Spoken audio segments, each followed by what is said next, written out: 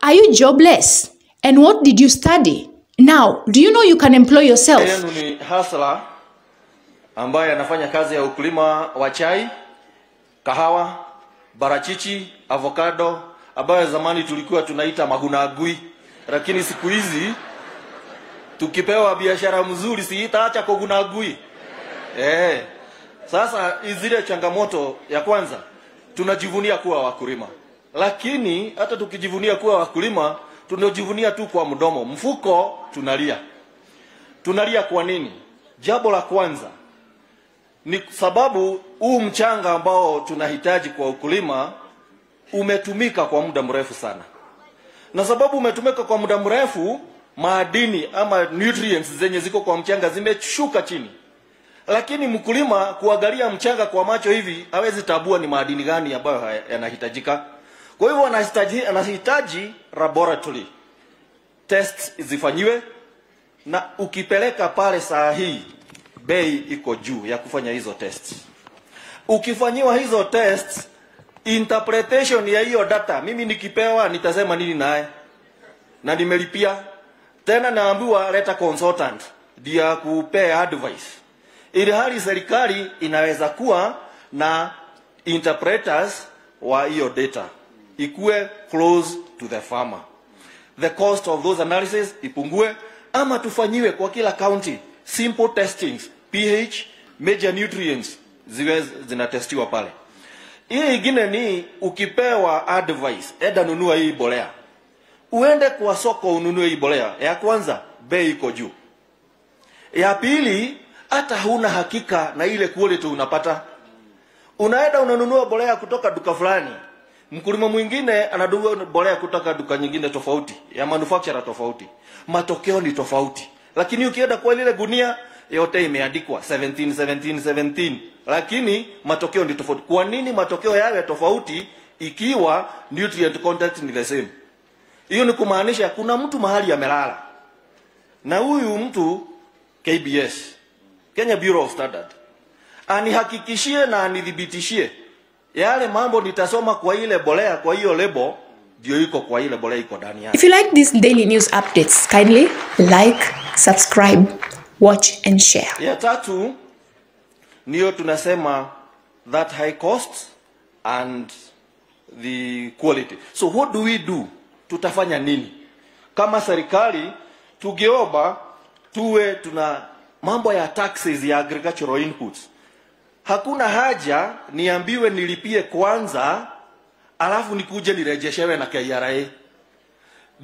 Sababu itabidi nikuwe na pesa kwanza ndio nilipe. Hiyo pesa imetoka kwa production system, hainisaidii. Ikirudi baadaye nitakuwa nimepoteza gharama ile nilikuwa nimefanya na muda umepotea.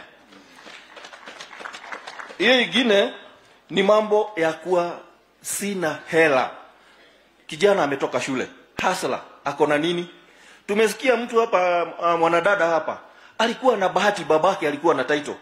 Kuna hao ambao hawana title, lakini nimepewa kisehemu kidogo na babangu. Tuko watu watatu. Sasa utaweza nisaidia nini? Kwa nini tusipewe startup capital ya agricultural production? Ambayo nitapewa muda. Kama mimi ni mzalishaji wa chai, tunajua vizuri sana nitaanza kuvuna chai baada ya miaka mitatu. Kwa nini nianze kulipa next year? Kwa nini nianze kulipa in 3 months? Na pesa itatoka wapi? Ilhali ile pesa nimekopeshewa haijaanza kuniletea mazao. Kwa hivyo mtu aanzie kulipa ile loan kulingana na muda wa ile project anaenda kuweka. Kama ni mtu wa maziwa, anaweza kununua ng'ombe aanza kuzalisha maziwa 2 months, 3 months. Mkulima wa maharage ama vegetables 3 months ataanza kuuza. Mkulima wa kahawa probably 3 years. Majani chai 3 years, the same, kwenda juu. Hiyo ingine ni kwa hizi mazao za chai na kahawa na barachichi, avocados, ambazo huwa zinachukua muda kwa shamba. Saa zingine zinakuwa na outbreak ya magonjwa na wadudu waharibifu, the pest and disease outbreak. Hatuna uwezo ambao uko kwa usawa sisi wakulima wote. Kuna wale wakulima wataweza kuzuia yale magonjwa, lakini jirani hana uwezo. Itafanyika nini? Atazuia magonjwa, lakini baada ya muda kama siku 3-4 ugonjwa unatoka kwa jirani yake unarudi. Kwa nini tusikue na control programs?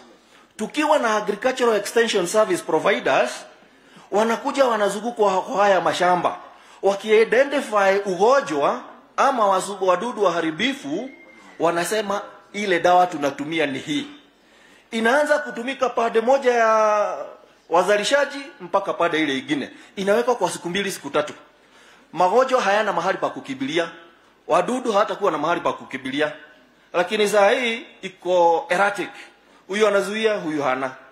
So inaleta shida. Then it also increases resistance. Yule alitumia dawa tofauti, huyu alitumia dawa kidogo. Madudu yanapata resistance pale, yanarudi hapa. Hata kitumia hiyo madawa haitoi matokeo mazuri ambayo tungehitaji.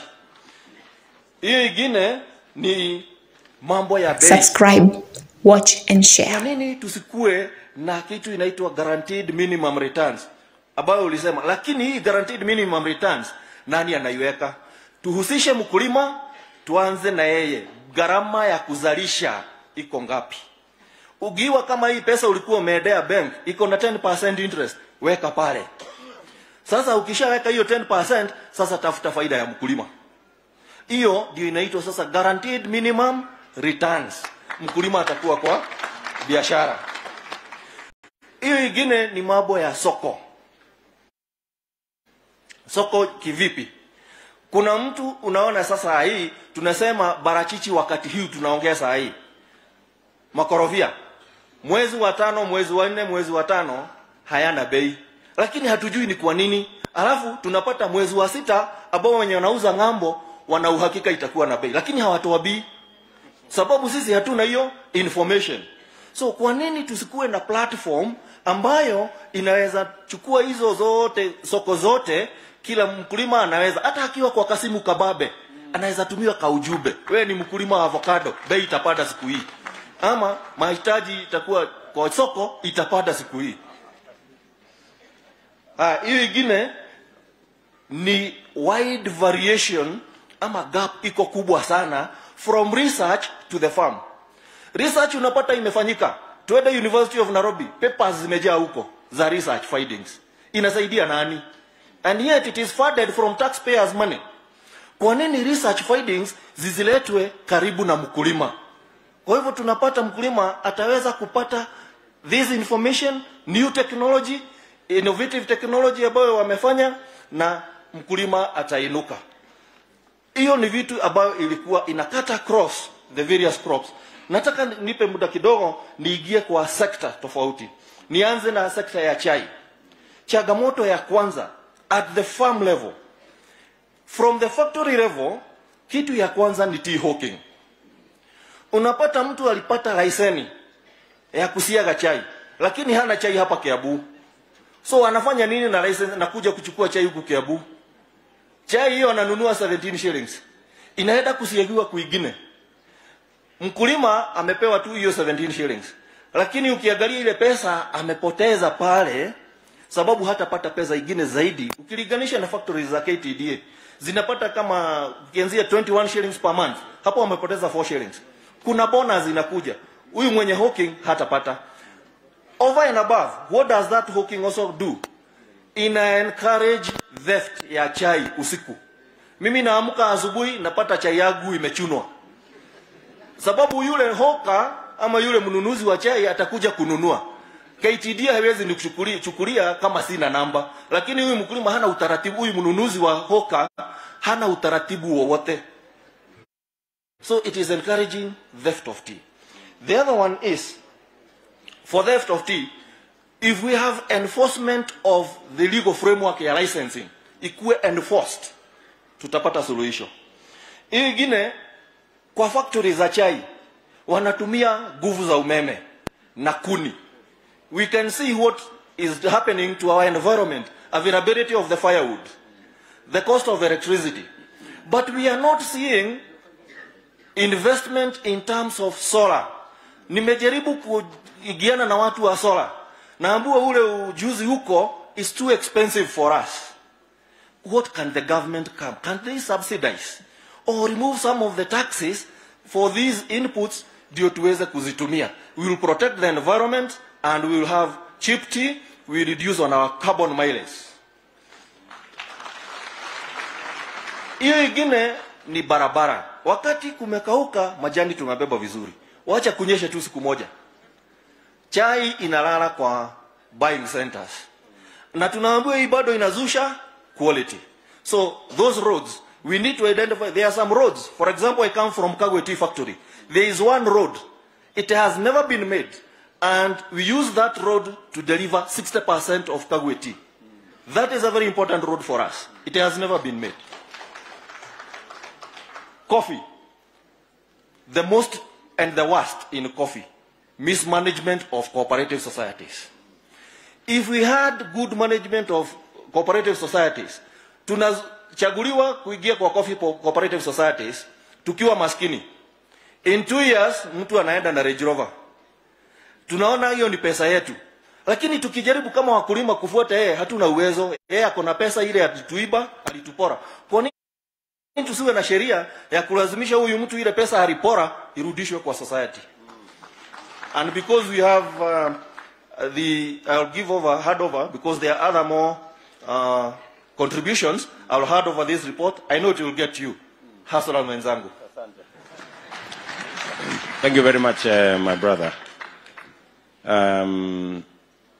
You have a lot of information. I am really surprised that you have a wealth of information. Pongezi. Thank you. So, Bwana Ndung'u, umesema mbolea tuhakikisha kwamba is of the correct quality. Yes. Na pia if you like these daily news updates, kindly like, subscribe, watch and share. At the moment, bei ya mbolea ni kama shilingi ngapi kwa saa hii? DAP ukienda kwa soko is between 6,000 6,200. 17 5,800. CAN 4,500. Depending on where you are. Yes. So I remember we had brought it down to 2,500 at some point. Sir, can I tell you the problem? Yes. The problem is the subsidized fertilizer is only available at NCCPB stores. And not all of us are able to go there. The other one is the bureaucracy involved in accessing the store. That is the work.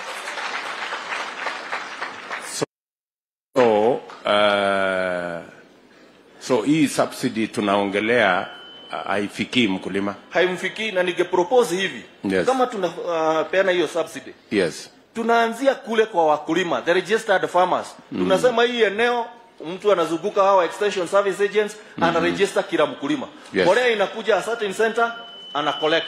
Mkulima anachukua, analipa pesa yake. Very good. So unataka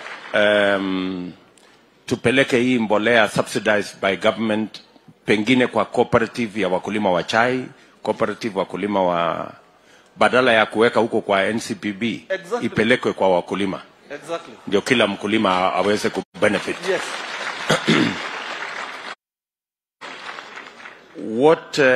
What price do you think is optimum according to you? Mahali mkulima aweze kufinyika na anaweza kupata faida kidogo kwa hii bei ya mbolea. Yes, we need each other in this industry. The businessman needs to be sustained, and so what we are asking for is close to the manufacturing price as much as possible. If we can get it at between 1,500 to 2,500, the most expensive, we will be comfortable, and we will sustain the businessman, and we will be in the business. So unasema turudishe hii bei irudi pale kwa 2,500 mahali tulikuwa tumeipatia. Hata ikiwezekana na ifike kwa wakulima wote. Kabisa, msamishima. Sawa sawa. Haya. Ya mwisho. Nakubaliana na wewe juu ya startup capital. Hapo umezungumza vizuri sana mambo ya startup capital ya wakulima. Mimi nataka nikuulize credit kawaida wakulima wa sekta yenu wanatoa wapi credit?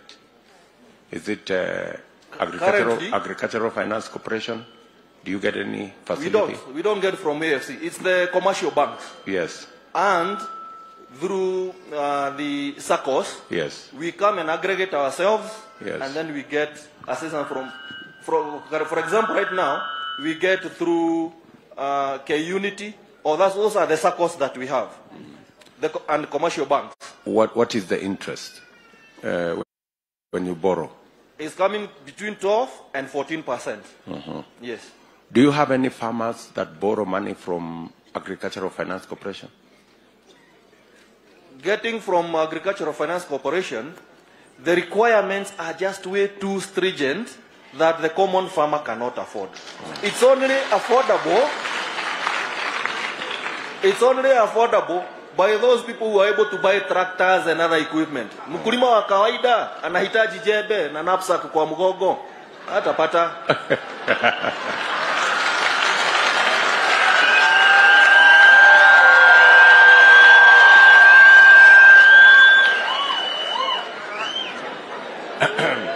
So, Bwana Ndung'u. Ndio. So, umesema ya kwamba kama ingewezekana, wewe kama unapendekeza, ni tufanye vile tulisema kwa ule mama wa dairy, kwamba mikopo ya sekta ya production kama kilimo tuilete chini ikuje pale kwa 5%. 3 to 5% will be okay. 3 siko chini sana. No, I'm aware we have international lenders. Correct. And if we engage them in terms of carbon mileage, Yes, and other emissions that we are controlling to bring down global warming, yes, we will get cheap financing.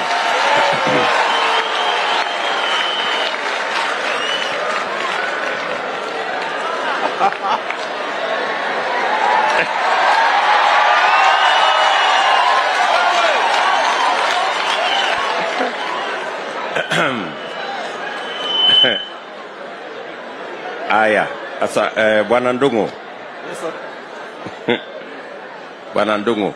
Ndio, Mimi nakubaliana na wewe kwamba if we can link credit to farmers, yes, to the money we borrow internationally, yes, we can actually make it at 5% or between 3 and 5%. yes. Na there is absolutely no reason why farmers should be paying more than that. Kwa sababu ndio inaongeza gharama ya maisha, kwa sababu ndio inaongeza bei ya vyakula. Si namna hiyo? Ndio. So, your suggestion is that we deal with the elephant called credit. Exactly. Na muki-access credit kama wakulima, mnaweza kuproduce more, Yes. and you can produce cheaply. Yes. Si namna hiyo? Ndio hiyo. Alafu nimalizie kwa kusema ya kwamba hawa hawkers wa chai to enforce sheria. Yes. So that's just an enforcement issue. Just enforcement. Na kwa wale ambao wana nia ya kuendesha serikali ya Kiambu County, naona mko na candidate hapa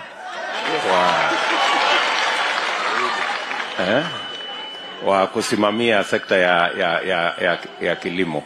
Very much. Asante sana Bwana Ndung'u. Ngoja kidogo, 1 minute. Asante sana Ndung'u.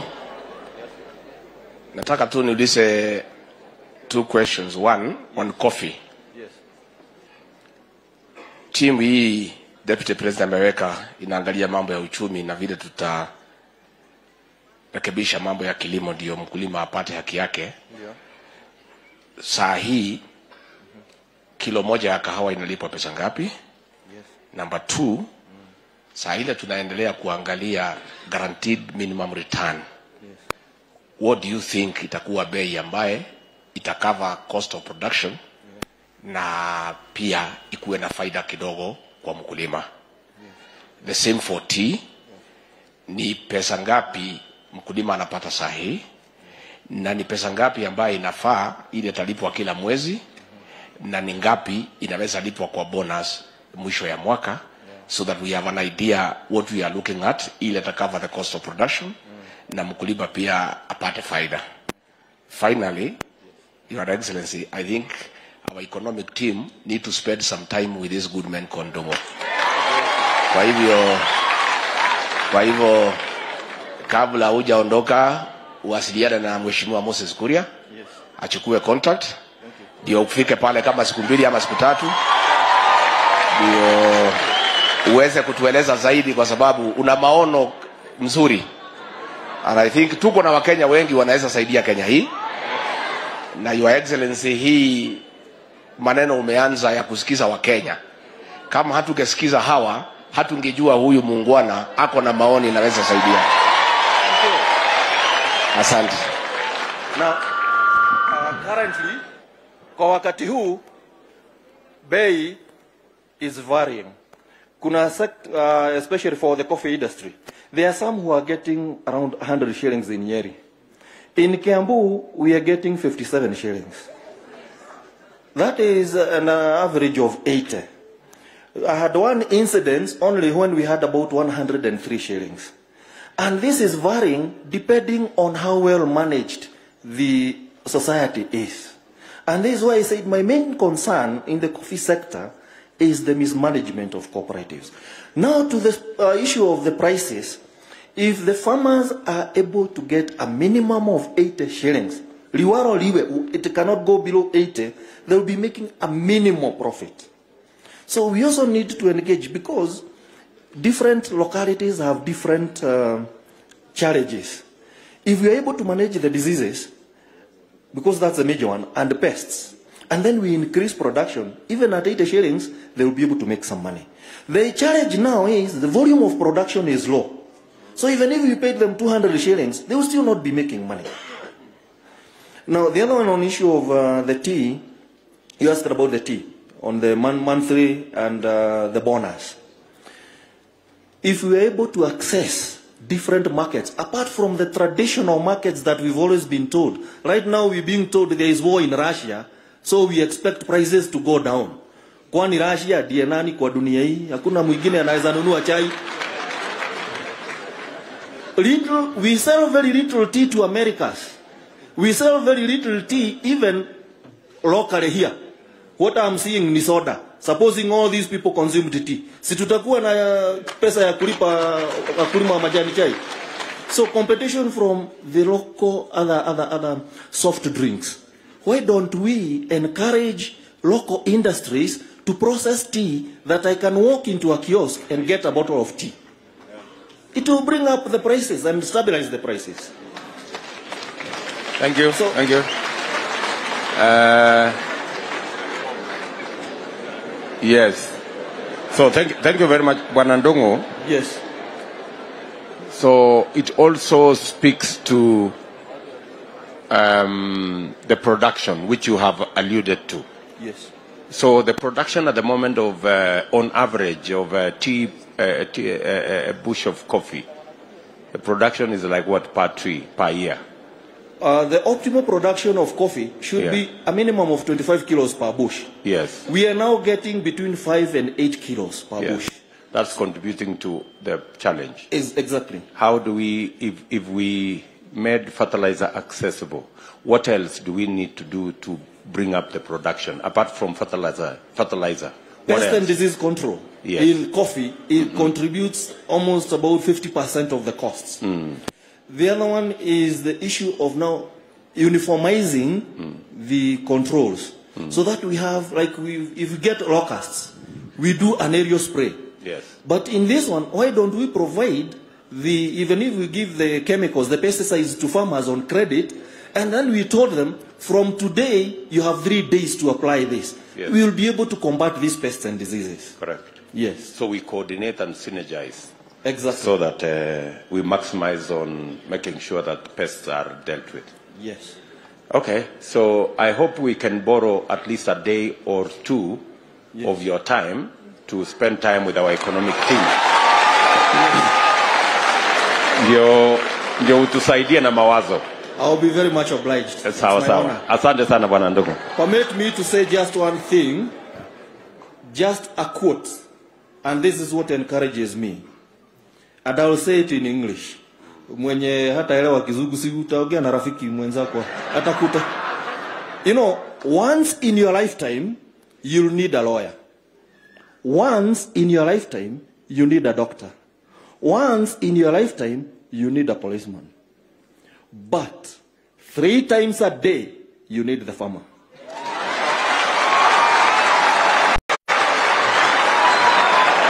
Haya, Benson, nenda usalimie Hasla. If you like these daily news updates, kindly like, subscribe, watch and share.